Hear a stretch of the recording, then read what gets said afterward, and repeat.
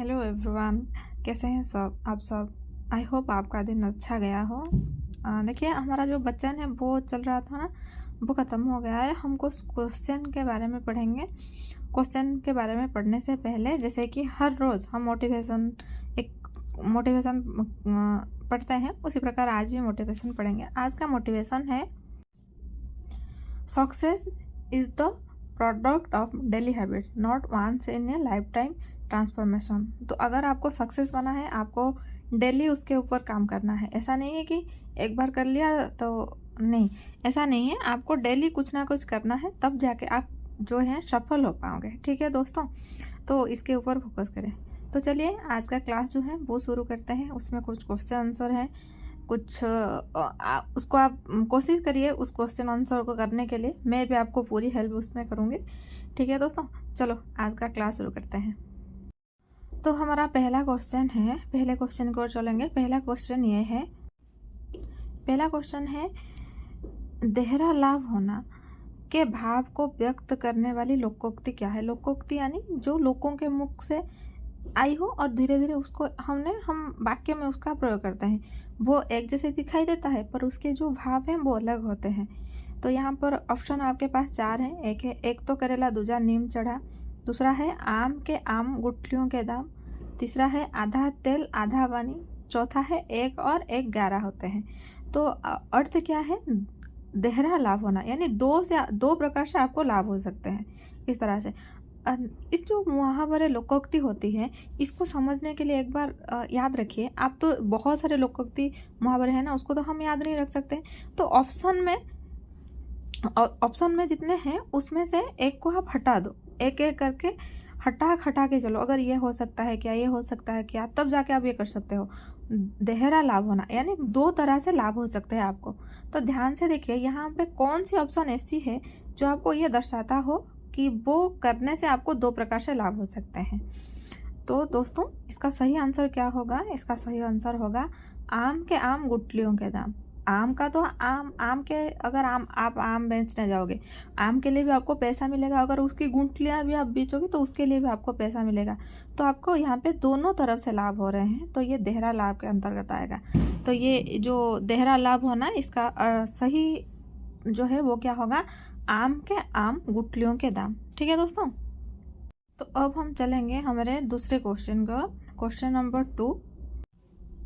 Question number 2 हमसे ये कह रहा है कि शुद्ध वाक्य है। यहाँ पे 4 ऑप्शन आपको दिए गए हैं, उनमें से देखना है शुद्ध वाक्य यानी सही वाक्य क्या है इसमें।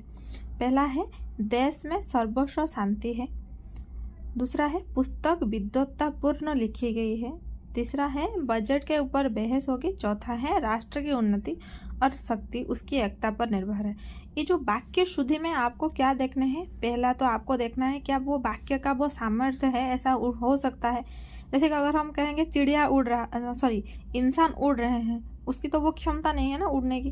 तो एक है, आपको ये देखना है। और दूसरी क्या है, अगर उसके जो पद हैं, वाक्यों को सही रूप से, उसके जो पद हैं क्या वो सही रूप से बैठे हैं, कर्ता क्रिया कर्म उसके सही रूप से हैं। अगर ये है तो तीसरा हम क्या देखेंगे वाक्य शुद्धि में। और तीसरा है कि वहाँ पर जो मात्राएं हैं, जो स्त्रीलिंग और पुल्लिंग है, क्या वो सही हैं। और एक वचन बहुवचन, अगर कर्ता एक वचन में है या बहुवचन में, क्रिया किस रूप में लिखा गया है। तो इस सबको देख के आप क्या बता सकते हो शुद्ध वाक्य क्या है। तो ये चारों ऑप्शन में अगर आप देखोगे, जो नंबर 4 हमारा ऑप्शन है वो सही है। राष्ट्र की उन्नति और शक्ति उसकी एकता पर निर्भर है, यह हमारा सही आंसर होगा।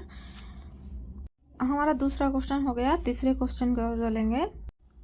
क्वेश्चन नंबर 3 ये कह रहा है कि शुष्क का विलोम शब्द क्या है। विलोम शब्द यानी ऑपोजिट वर्ड। एक शब्द होगा, उसका अर्थ का पूरा ऑपोजिट विपरीत शब्द होगा, उसको विलोम शब्द कहेंगे।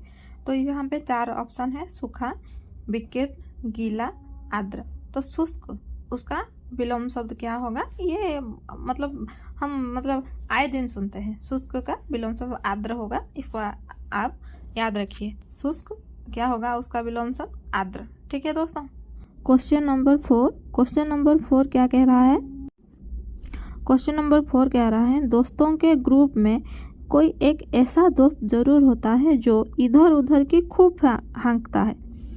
में रेखांकित वाक्य का अर्थ क्या है? रेखांकित किसे क्या है? इधर उधर की खूब हाँकता है। ये भी उसी प्रकार एक लोकोक्ति है। क्वेश्चन नंबर 1 में हमने जो पढ़ा था, नंबर 4 मतलब वहाँ पर अर्थ पूछा गया था पर इसको वाक्य में प्रयुक्त किया गया है। इधर उधर खूब हाँकता है, इसका मतलब क्या है? वही मुहावरे ही है। 4 ऑप्शन है हमारे पास। ऑप्शन 1, दूसरे को नीचा दिखाने के प्रयास में स्वयं नीचा देखना। नंबर 2, जोश या क्रोध जल्दी खत्म हो जाना। नंबर 3, बेकार की बातें करना या गप मारना। 4, बदमाश करना या दोषारोपण करना। आपके दोस्तों में कोई ऐसा है इधर उधर की खूब हाँकता हो, तो इसका सही आंसर क्या होगा? बेकार की बातें करना या गप मारना। यानी कुछ लोग ऐसे होते हैं जो मतलब बहुत कुछ ऊपर बढ़ा चढ़ा के कहते हैं, उन्हीं को कहते हैं इधर उधर की खूब हाँकते हैं। वो लोग वो क्या करते हैं? बेकार की बातें करते हैं और गप मारते हैं। ठीक है। क्वेश्चन नंबर 5 क्या है दोस्तों? क्वेश्चन नंबर 5 कह रहा है कि आपने चाय बाय पी ली होगी। एक वाक्य है, आपने चाय बाय पी ली होगी। प्रश्न है, वाक्य में प्रयुक्त चाय बाय किस प्रकार का शब्द युग्म है? यानी यहाँ पे देखो चाय हाइपन बाय लिखा गया है, ये किस प्रकार का शब्द है? मतलब जो युग्म बना के इसको दो को शब्द को जोड़ के लिखा गया है, किस प्रकार का है? तो ऑप्शन है हमारे पास विलोम शब्द, दूसरा है एकार्थी अनेकार्थ, तीसरा है सार्थक निरर्थक, चौथा है पर्यायवाची। देखिए दोस्तों, जो पहला ऑप्शन है विलोम शब्द, ये क्या है? Opposite word. क्या चाय का अपोजिट बाय हो सकता है? इस तरह से अगर जहाँ पे आपको आंसर मतलब आप कंफ्यूज हो जाएं तो इसी प्रकार से एक एक ऑप्शन को काट दो। तो एक है, पहला है विलोम शब्द। क्या चाय का अपोजिट विलोम शब्द क्या चाय बाय हो सकता है? नहीं होगा ये।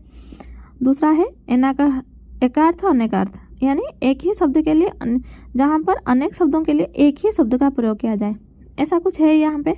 नहीं है। तीसरा है सार्थक निरर्थक। सार्थक का मतलब होता है जिसका कोई अर्थ हो, जो अर्थ के साथ आया हो। निरर्थक का अर्थ होता है जिसका कोई अर्थ ना हो। चौथा है पर्यायवाची। पर्यायवाची यानी समानार्थी। क्या चाय का पर्यायवाची यानी समानार्थी शब्द बाय है? समानार्थी यानी समान अर्थ वाले शब्द। तो यहाँ पे आपका उत्तर क्या होगा दोस्तों? यहाँ पे आपका उत्तर होगा नंबर 3, सार्थक निरर्थक। चाय उसका कोई अर्थ है जिसको हम पीते हैं, और बाय का कोई अर्थ नहीं है, निरर्थक है। तो ये क्या होगा? सार्थक और निरर्थक। अब हम चलेंगे हमारे छठे प्रश्न की ओर। Question number 6। क्वेश्चन नंबर 6 है कि दिए गए वाक्य में रेखांकित खंड को प्रतिस्थापित करने के लिए सबसे उपयुक्त विकल्प का चयन करें। यदि इसे प्रतिस्थापित करने की आवश्यकता नहीं है तो विकल्प किसी बदलाव की आवश्यकता नहीं है का चयन करें। देखिए, एक क्वेश्चन बहुत बड़ा है। अगर आप समझोगे, ये है यहाँ पे एक वाक्य दिया गया है जिसको अंडरलाइन किया गया है, उस आपको बताना है क्या वो सही है। अगर सही नहीं है तो इनमें से कौन सा होगा? अगर सही है तो दूसरे नंबर पे जो है किसी बदलाव की आवश्यकता नहीं है, उस पर आप जा सकते हैं। जैसे रेखांकित खंड यानी वाक्य का कोई हिस्सा प्रतिस्थापित यानी लिखा गया हो। अगर आपको गलत लगे तो आप लिखेंगे किसी बदलाव की आवश्यकता नहीं है। तो वाक्य क्या है? वह प्रतिदिनों ऐसा ही करता आया है। वह प्रतिदिनों, ध्यान से देखिए, वह प्रतिदिनों ऐसा ही करता आया है। ऑप्शन क्या है? अंडरलाइन किसे क्या है? वह प्रतिदिनों। क्या उसमें कोई बदलाव होंगे तो वाक्य सही होगा? अगर आपको क्या लग रहा है, ये वाक्य सही है या गलत है? अगर सही है तो इसमें कोई बदलाव नहीं होंगे, अगर गलत है तो ये बदलाव होंगे। तो वह प्रतिदिनों, इसको आप किस तरह से लिख सकते हैं? वह प्रतिदिन या किसी बदलाव की आवश्यकता नहीं है, यानी जो है वो सही है। वह प्रतिदिन, यहाँ पे क्या है? मात्रा की है। प्रतिदिन की मात्रा यहाँ पे जो तो में छोटी की मात्रा है पर दो में बड़ी की मात्रा है, ऑप्शन नंबर 3 में। पर ऑप्शन नंबर 1 में क्या है? प्रतिदिन में तो में छोटी की मात्रा है, दो में भी छोटी की मात्रा है, और वे प्रतिदिनों। उसी प्रकार से देखिए दोस्तों, नंबर 4 तो कभी नहीं होगा। वो आप क्वेश्चन अगर आपको एक वचन में पूछा है, उत्तर भी एक वचन में होगा, तो वह का बहुवचन रूप वे है, तो उसमें आप किसी प्रकार के परिवर्तन नहीं कर पाओगे, तो ये कभी नहीं होगा। तो यहाँ पे बदलाव की आवश्यकता है तो क्वेश्चन नंबर 2 जो है वो हट जाएगा, क्योंकि ये गलत है। तो आपके पास अब 2 ऑप्शन बचते हैं। पहला है क्वेश्चन नंबर 1, दूसरा है क्वेश्चन नंबर 3। तो क्वेश्चन नंबर 3 और 1 में आपको क्या देखना है? उसके जो है मात्रा, क्या है, इसका सही रूप क्या होगा, ऑप्शन ए होगा, वह प्रतिदिन। ये जो प्रतिदिन लिखा गया है तो में भी छोटी की मात्रा, दो में भी छोटी की मात्रा होगा, तो वह प्रतिदिन ऐसा ही करता आया है। यह आपका सही आंसर होगा। तो आंसर आपका ऑप्शन 1 होगा। क्वेश्चन नंबर 7, क्वेश्चन नंबर 7 है, अली शब्द का अनेकार्थक शब्द क्या है। अली एक शब्द है, उसको समझाने वाले ऐसे कौन से शब्द है ऑप्शन में जो अली के अनेक शब्द के लिए होंगे, मतलब उसके 2 शब्द हैं। तो पहला ऑप्शन है भंवरा कोयल, दूसरा ऑप्शन है भंवरा और आम्र, तीसरा है कोयल और सुक, और चौथा है कोयल अज। तो इसमें से आपका सही आंसर क्या है। अली का जो अनेक शब्द है, अली 2 शब्द के लिए प्रयोग किया जाता है। पहला होता है हमारा भंवरा और दूसरा होता है क्या दोस्तों, कोयल। तो आपका ऑप्शन 1 जो है आपका सही आंसर होगा। अब हम चलेंगे क्वेश्चन नंबर 8 पे। क्वेश्चन नंबर 8 है, जिसका उपचार या हल ना हो सके, वाक्यांश के लिए एक शब्द क्या है। जिसका उपचार या हल, जिसको आप कभी भी उसका समाधान नहीं कर सकते हो, उसके लिए क्या होगा। तो ऑप्शन पहला है असीम, दूसरा है असाध्य, तीसरा है असहाय, चौथा है असह्य। तो इसका सही आंसर क्या होगा दोस्तों, इसका सही आंसर होगा ऑप्शन 2 असाध्य। देखिए, असीम का अर्थ क्या होता है, जिसकी कोई सीमा ना हो, असीम, ठीक है, जिसकी कोई सीमा ना हो वो असीम होता है। असाध्य यानी जिसका साधन नहीं हो सकता, जिसका उपचार या हल या समाधान नहीं हो सकता, वो है असाध्य। असहाय में का मतलब क्या है, असहाय यानी जिसका कोई सहारा ना हो, जिसका कोई ना हो, असहाय। असहाय क्या है, असहाय यानी जो आप सहन नहीं कर सकते हो, असहाय। तो इसमें देखिए दोस्तों, जो अ का प्रयोग हुआ है पहले पे, वो किसके अर्थ में हुआ है, नहीं के अर्थ में। यानी जिसकी सीमा ना हो, जो इसका साधन ना किया जा सके, जिसका कोई ना हो, जो सहन ना कर सके, जो नहीं के लिए हमेशा ओ का प्रयोग होता है। इसको हमेशा आप थोड़ा ध्यान में रखना। हमेशा नहीं के लिए ओ का प्रयोग होगा, साथ के लिए सौ का प्रयोग होता है। जैसे कि हम कुछ कार्ड में लिखते हैं कि सपरिवार आना, यानी परिवार के सहित आना, तो वहाँ पे सौ का अर्थ होता है सहित। उसी प्रकार ओ का अर्थ होता है नहीं के लिए। जैसे कि ये ऑप्शन से आप देख सकते हैं, जिसका उपचार या हल ना हो सके, असाध्य। ठीक है दोस्तों, इसी प्रकार भी आप याद रख सकते हैं। क्वेश्चन नंबर 9, क्वेश्चन नंबर 9 है, मेरी शंकाओं का डैश हो जाना चाहिए। ये वाक्य के रिक्त स्थान के लिए उपयुक्त शब्द है, यानी यहाँ पे जो खाली जगह है पे यहाँ पे कौन सा शब्द आएगा। तो पहला ऑप्शन आपका है दमन, दूसरा है समाधान, तीसरा है परिणाम और चौथा है उत्तर। तो मेरी शंकाओं का मतलब होता है डाउट। जो आपकी डाउट है उसका क्या होना चाहिए। दमन यानी किसी चीज़ को दबा देना, दमन। समाधान यानी सॉल्यूशन। परिणाम यानी किसी का कोई रिजल्ट। चौथा आपका उत्तर यानी आंसर। तो यहाँ पे क्या हो सकता है दोस्तों, इसका सर मेरे जो डाउट है उसके समान, अगर मेरे कोई प्रॉब्लम है तो समाधान चाहिए, अगर मेरा कोई डाउट है तो उसके लिए आप समाधान ही ढूंढोगे ना। तो यहाँ पे आपका जो ऑप्शन नंबर 2 वही सही होगा, मेरी शंकाओं का समाधान हो जाना चाहिए। क्वेश्चन नंबर 10, क्वेश्चन नंबर 10 है, पीयूष का पर्यायवाची शब्द कौन सा है। पर्यायवाची शब्द यानी समानार्थी शब्द, यानी एक शब्द एक जैसे तो दिखाई दे रहा होगा, उसके बहुत सारे नाम होते हैं। जैसे कि हमारा एक नाम है, हमारा सर्टिफिकेट में एक नाम है, हमारे दोस्त हमें अलग नाम से बुलाते हैं, हमारे जो आसपास हैं वो अलग नाम से बुलाते हैं, पर पर्सन तो वही एक है ना। तो उसी प्रकार एक शब्द है यहाँ पे है पीयूष। पीयूष के लिए और कौन सा शब्द यहाँ पे होगा, उसको हम पर्यायवाची शब्द कहते हैं, समानार्थी, समान अर्थ वाले शब्द। तो ऑप्शन है जीवित, दूसरा है जहर, तीसरा है अमृत, अमर। क्या होगा, पीयूष का सही आंसर होगा अमृत। अमृत का अर्थ होता है पीयूष। ठीक है दोस्तों, क्वेश्चन नंबर 11, रोटी के लिए हर कोई काम करता है। अंडरलाइन किसे किया गया है, रोटी को। रेखांकित शब्द का बहुवचन लिखिए। क्या है, रोटी। रोटी का बहुवचन रूप क्या होगा, रोटी, रोटी या रोती या रोटियां या रोती। तो ये तो श्योर है, ऑप्शन नंबर 2, ऑप्शन नंबर 4 ये तो नहीं होंगे, इसको आप हटा लो। आपके पास 2 ऑप्शन अभी रहते हैं, रोटी और रोटियां।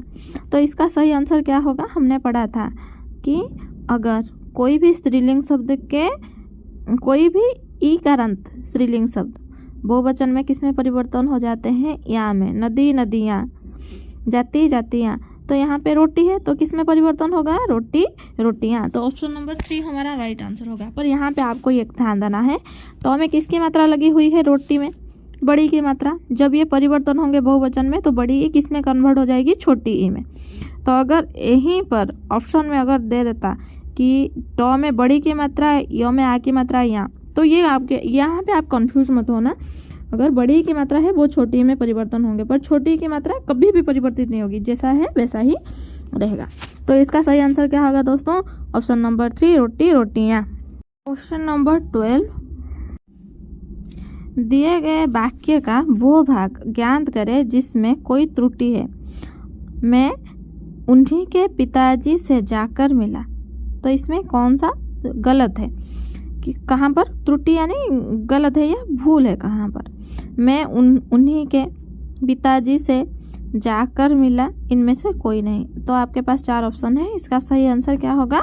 मैं उन्हीं के पिताजी, उन्हीं के जो है वो गलत है, यानी ऑप्शन 1 आपका गलत आंसर होगा। इसमें मतलब कि कोई समझाने की बात नहीं, मैं उन्हीं के पिताजी से कभी नहीं हो सकता, तो ये आपका गलत है, मैं उन्हीं के। ठीक है दोस्तों। क्वेश्चन नंबर 13, पुत्र की प्रतीक्षा में माँ वर्षों तक आंसू बहाती रही। रेखांकित शब्द का तत्सम शब्द आंसू, आंसू को अंडरलाइन किया गया है, इसका तत्सम शब्द। तो तत्सम का अर्थ क्या होता है? तत्सम, उसके साथ समान, किसके साथ? संस्कृत के साथ। तो आंसू के लिए कौन सा संस्कृत शब्द का प्रयोग हो सकता है? तो यहाँ पर पहला है अश्रु, अखी, अश्रु, अखी। तो ऑप्शन 2 और 4 तो नहीं हो सकते हैं। आपने बहुत सारे यानी जो हमारे स्पिरिचुअल अगर आपने देखे होंगे, कोई फिल्म या सीरियल अगर कुछ देखते होंगे तो वहाँ पे आप ये सुनते होंगे अश्रु की धारा बहने लगी। तो यहाँ पे जो आपका सही आंसर होगा वो अश्रु होगा। पर यहाँ पे एक मिस्टेक ये है, पहले अश्रु में बड़ा ऊ है, दूसरे अश्रु में छोटा ऊ है। तो कौन सा ऊ होगा यहाँ पे? तो अश्रु में हमेशा याद रखना आंसू में बड़ा ऊ होगा और अश्रु में जो मात्रा होगी वो हमेशा छोटा ऊ, यानी आपका ऑप्शन नंबर 3 जो है वो आपका सही आंसर है। ठीक है दोस्तों। तो यहाँ पे अश्रु जो होगा आपका ऑप्शन नंबर 3 ही होगा। क्वेश्चन नंबर 14, 14 क्वेश्चन ये है, उपरोक्त वाक्य में रेखांकित पद की वर्तनी शुद्ध कीजिए। वाक्य क्या है? वह बहुत ईर्ष्यालु औरत है। ईर्ष्यालु के ऊपर अंडरलाइन किया गया है, इसको आपको लिखना है, ये सही है। इसका सही रूप क्या होगा? वो बहुत, ऑप्शन नंबर 1 वो बहुत ईर्ष्यालु औरत है। दूसरा है वो बहुत ईर्ष्यालु औरत है। तीसरा है वो बहुत ईर्ष्यालु औरत है। चौथा है वो बहुत ईर्ष्याली औरत है। तो यहाँ पे एक तो है, आपको किसके ऊपर, किसकी मात्रा के ऊपर ध्यान देना है? कौन सा वर्तनी? ईर्ष्यालु के ऊपर। तो ये ईर्ष्यालु जो लिखा गया है कौन सा सही है? हिंदी का सारा खेल आपकी जो मात्रा है, आपका जो वर्तनी है, यानी आप कितने शुद्ध लिख सकते हैं उसके ऊपर ही है। तो ध्यान से देखिए, यहाँ पर आपका ऑप्शन नंबर 2 जो है वो सही होगा। ईर्ष्यालु, बड़ी ई की मात्रा आधा सौ, य में आ की मात्रा रेप, ल में छोटा ऊ। तो ईर्ष्यालु का जो सही रूप है यही है। तो आपका ऑप्शन नंबर 2 बहुत ईर्ष्यालु औरत है, ये आपका सही आंसर होगा। ठीक है। हमारा लास्ट क्वेश्चन है question number 15। Question number 15 question है, भारत संज्ञा का कौन सा प्रकार है? संज्ञा यानी नाउन। आपने पढ़ा होगा कि every naming what is a noun, जिसका कोई नाम है वो नाउन है। तो नाउन के कितने भेद हैं? 5, व्यक्तिवाचक, जातिवाचक, समूहवाचक, भाववाचक, द्रव्यवाचक। तो यहाँ पे ऑप्शन क्या है? भाववाचक, व्यक्तिवाचक, समूहवाचक, जातिवाचक। तो ऑप्शन क्या होंगे? भारत कौन सा है? तो दोस्तों इस प्रकार से याद रखिए, अगर कहीं पे एक पर्टिकुलर चीज़ के बारे में बात कही गई हो, पर्टिकुलर लोग के बारे में बात कही हो, वो व्यक्तिवाचक में होंगे। तो यहाँ पे भारत एक पर्टिकुलर चीज़ के बारे में बात की गई है तो ये व्यक्तिवाचक है। अगर वहीं पे देश होता और भारत ना होता, अगर देश होता तो ये जातिवाचक बन जाता, क्योंकि देश में बहुत सारे देश आ सकते हैं। अगर लड़का जो है वो क्या बन जाएगा? जातिवाचक। समूहवाचक यानी जहाँ पे ग्रुप की बात की जा रही हो, जैसे कि दल, पुंज, गिरोह, वो सारे समूहवाचक पाएंगे। और भाववाचक जहाँ पे किसी की अवस्था, उसकी दशा को सूचित की जा रही हो। बच्चा का बचपन उसकी अवस्था है, बुढ़ापा उसकी अवस्था है, गुण, जैसे कि साधुता उसके गुण है, वहाँ पर भाववाचक संज्ञा होंगे। ठीक है दोस्तों। आज हमारा ये जो क्वेश्चन आंसर का सेक्शन था, यहाँ पे कुल 15 क्वेश्चन थे और हमने सारे क्वेश्चन किए बहुत डिटेल्स के साथ। आई होप आपको ये वीडियो अच्छा लगा है और अगर कहीं पे कुछ डाउट है आप पूछ सकते हैं। मैं कोशिश करूँगी आपके सारे डाउट का आंसर देने के लिए। And thank you very much इतना प्यार देने के लिए, सपोर्ट करने के लिए।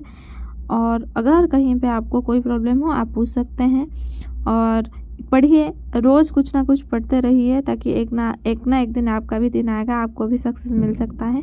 ठीक है दोस्तों, thank you very much, have a good day. Thank you. पढ़ते रहिए, आगे बढ़ते रहिए।